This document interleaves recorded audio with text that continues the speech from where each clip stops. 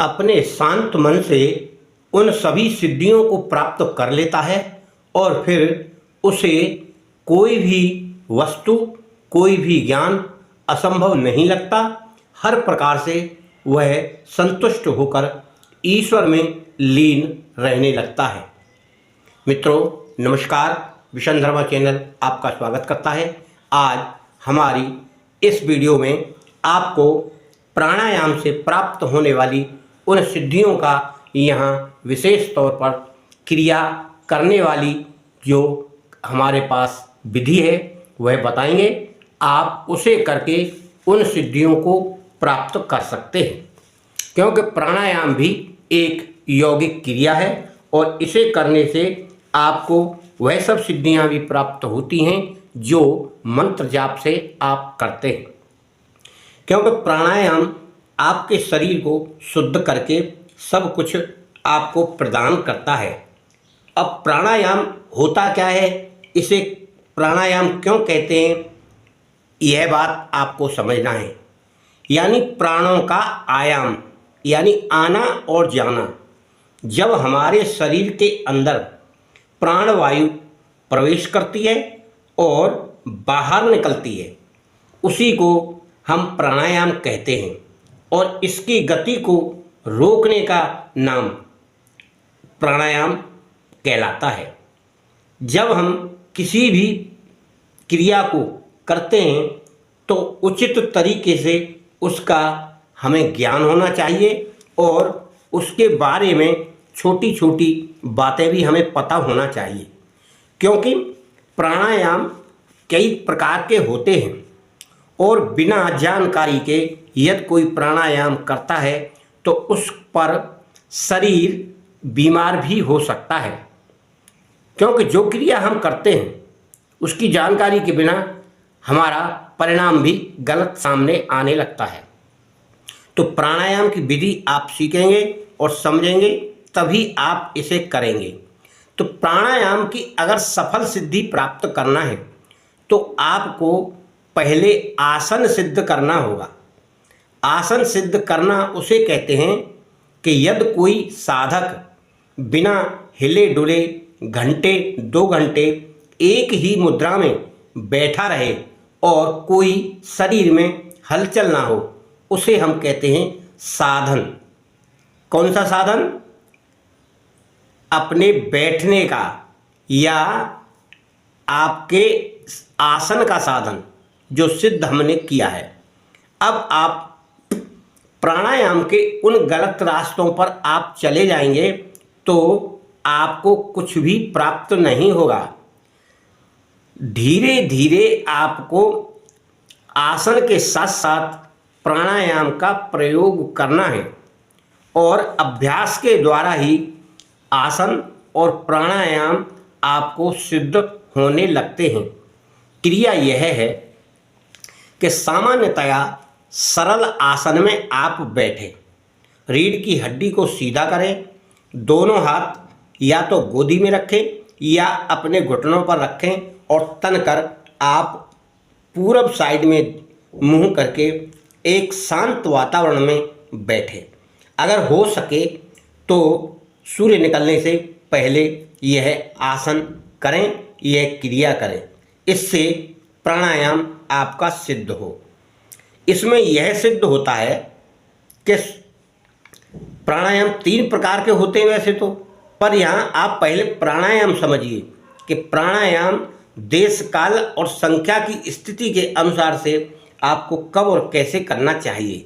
और प्राणायाम करते करते व्यक्ति उस अवस्था तक पहुँच जाता है जब उसे कुछ नहीं पता होता, बाहर के विषयों को वह बाहर ही छोड़ देता है और अंदर ही अंदर अपने प्राणवायु का मनन करता है, ध्यान करता है और उससे करते करते वह व्यक्ति अपने आप में हल्कापन महसूस करता है।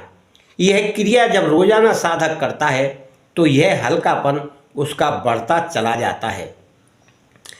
इसमें सारी वृत्तियां जो वासना की हों चाहे सामान्य हों वह सब हट जाती हैं। केवल स्वयं व्यक्ति अपने आप में ही मगन रहता है और अपने आप में ही समाहित होकर केवल प्राणवायु पर उसका ध्यान रहता है। इस प्रकार प्राणायाम करने से व्यक्ति साधना में लीन हो जाता है। अब आप 3 प्रकार के प्राणायामों को सुनिए। बाह्य वृत्ति यानी प्राणवायु को शरीर से बाहर निकालना और बाहर ही जितने समय तक आराम से रोक सकें रोके रखना। इसके साथ ही इस बात की भी परीक्षा करते हुए रहना चाहिए कि बाहर आकर कहाँ ठहरा है, यानी जो वायु हमने बाहर छोड़ी है वह वायु है कहाँ, इतने समय तक ठहरा है और उतने समय में स्वाभाविक प्राण की गति कितनी संख्या होती है। यह वायु वृत्ति प्राणायाम है। इसे रेचक भी कहते हैं। जो सांस हम बाहर निकालते हैं उसको रेचक भी कह लीजिए या वायु वृत्ति कह लीजिए, क्योंकि इसमें रेचन पूर्वक प्राणों को रोका जाता है, यानी बाहर निकालकर रोका जाता है।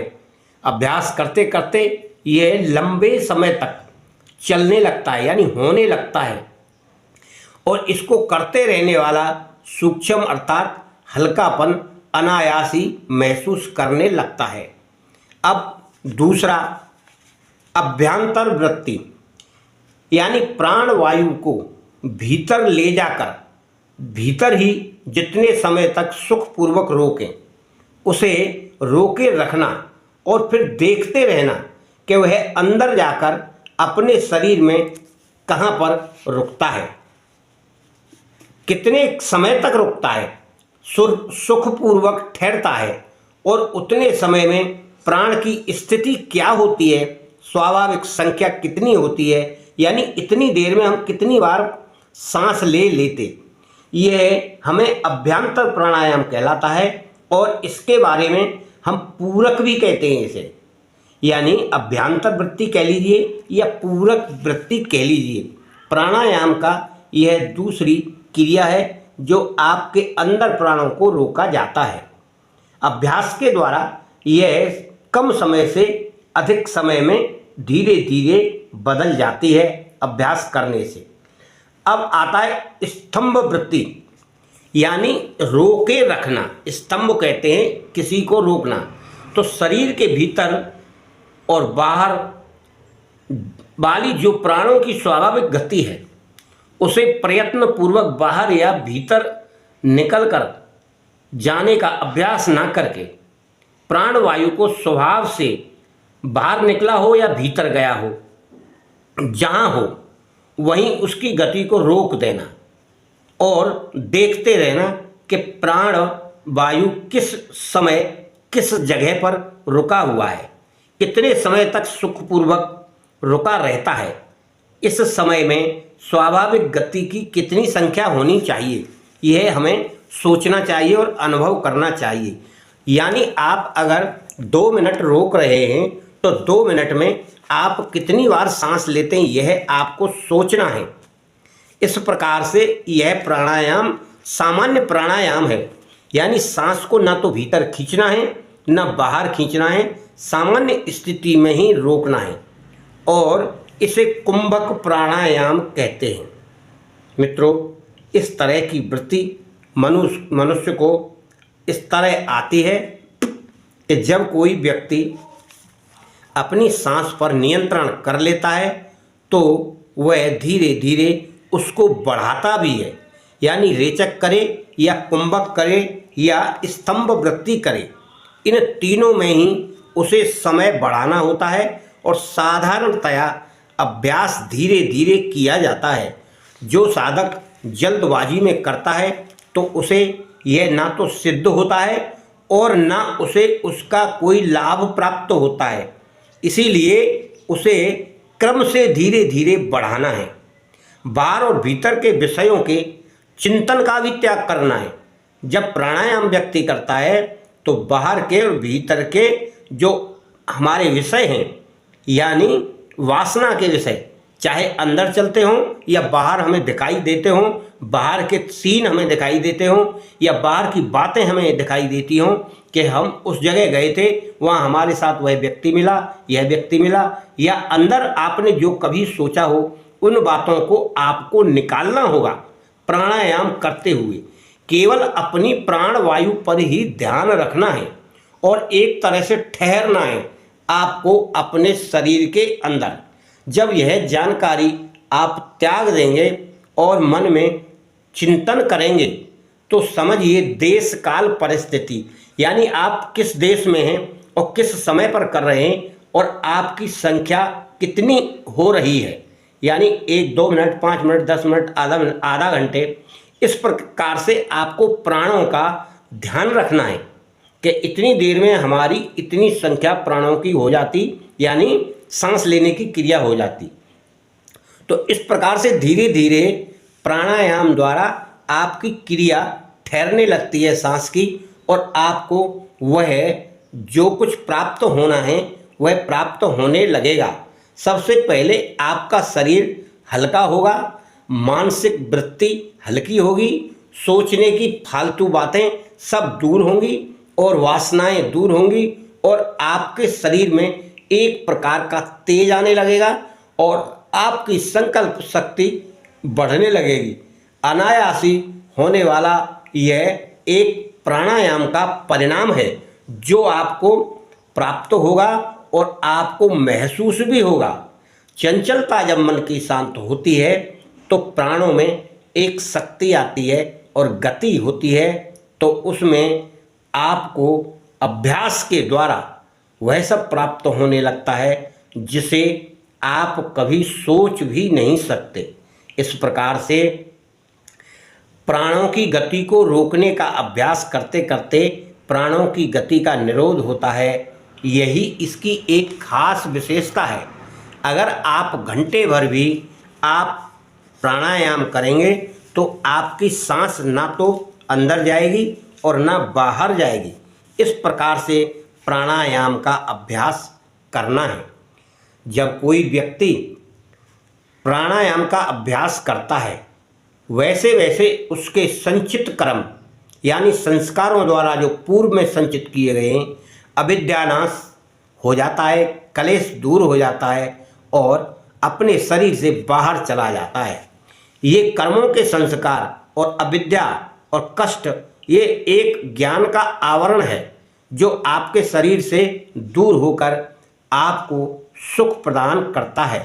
अतः आदमी इन सब से मोहित हो जाता है, यानी वासनाओं से और संसार के इन कर्मों से और कलेशों से कि यह मेरा है, वह उसका है और मुझे अपने पास रखना है, मेरे माता हैं, पिता हैं, भाई हैं, बहन हैं। इस संसार में सब वस्तुएं नाशवान हैं और अनायास ही एक दूसरे के साथ उनका रिश्ता हो जाता है। साधक का ज्ञान सूर्य की भांति प्रकाशित होने लगता है। उसे संपूर्ण ज्ञान प्राप्त होने पर फिर उसे कष्ट की अनुभूति नहीं होती। इसीलिए साधक को प्राणायाम का अभ्यास अवश्य करना चाहिए। प्राणायाम के अभ्यास से मन में धारणा की योग्यता भी आ जाती है, यानी उसे चाहे जिस जगह अनायासी स्थिर किया जा सकता है।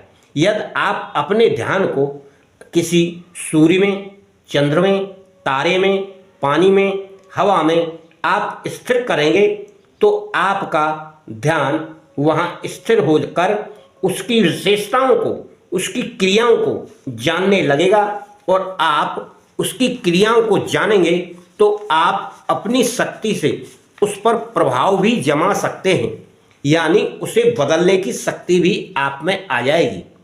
इस प्रकार के प्राणायाम का अभ्यास करते करते मन, इंद्रियां शुद्ध हो जाती हैं। उसके बाद इंद्रियों की बाह्य वृत्तियां सब ओर से समेटकर मन में विलीन होने के अभ्यास का नाम प्रत्याहार है, यानी अब कुछ जरूरत नहीं, सब वस्तुओं से दूर हूँ। जब साधना काल में साधक इंद्रियों के विषयों का त्याग करके चित्त को अपने ध्यान यानी ध्येय, जिस वस्तु का हमें ध्यान करना है उस पर लगाता है, उस समय जो इंद्रियों का विषयों की ओर ना जाकर चित्त में विलीन सा हो जाना, यह प्रत्याहार सिद्ध होने की पहचान है। यदि उस समय भी इंद्रियां पहले के अभ्यास से अधिक सामने बाह्य विषयों का चित्त उपस्थित करती रहें तो समझना चाहिए कि प्रत्याहार नहीं हुआ। यानी अगर इंद्रियां बाह्य विषयों का ध्यान करती हैं, उनमें ध्यान चला जाता है, तो अभी आपका प्रत्याहार नहीं है, यानी सब कुछ आपका अभी दूर नहीं हुआ है। इस प्रकार से आपको इंद्रियों को मन में निरुद्ध करने की बात आपको सीखना है, समझना है कि मन में इंद्रियों का आवास ना हो कि किस इंद्री से क्या होता है। कानों से सुनने का, हाथ पैरों से कार्य करने का, जाने का, मुंह से खाने का, नाक से सुगंधी का और आँखों से विभिन्न प्रकार की विभूतियाँ या कार्य देखने का। इस प्रकार से आप यह प्राणायाम करेंगे तो आप में उड़ने की शक्ति, वाक शक्ति, बोलने की शक्ति और इस प्रकृति में होने वाली विपदाओं, आपदाओं या उन प्रकृति के कामों को रोकने की शक्ति स्वतः ही आ जाती है। आप हल्का होकर दौड़ने की, उड़ने की वह शक्ति प्राप्त हो जाती है। इच्छा मात्र से कोई भी वस्तु को प्राप्त करने की शक्ति आप में अवश्य आ जाती है। मित्रों, यह क्रिया बहुत ही सरल है और बहुत ही महत्वपूर्ण है। अगर आप कोई भी साधना करते हैं और आप प्राणायाम नहीं करते हैं तो आपको वासना साथ साथ घेरे रहती हैं। बीच बीच में जब आप मंत्र का जाप करते हैं या ध्यान करते हैं तो आपको कभी न कभी वासना का ध्यान आ जाता है या ध्यान आपका भटक कर कहीं चला जाता है। यही कारण है कि आपने अपनी प्राणवायु पर नियंत्रण नहीं किया।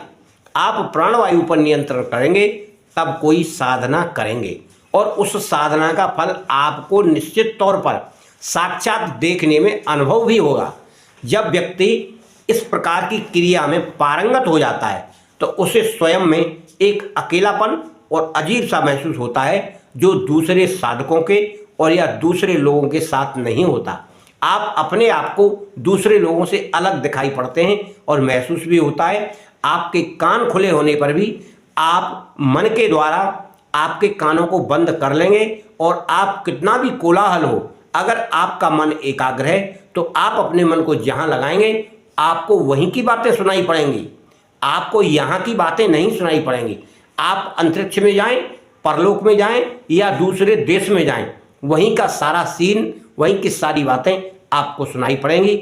जिस स्थान पर आप बैठे वहाँ का आपको कुछ नहीं सुनाई पड़ेगा, क्योंकि मन का आपका विषयों से अलग हो जाने का यह प्राणायाम का क्रिया आपने कर रखा है और आप उसे उसी तरह से अपने शरीर में धारण किए हुए हैं।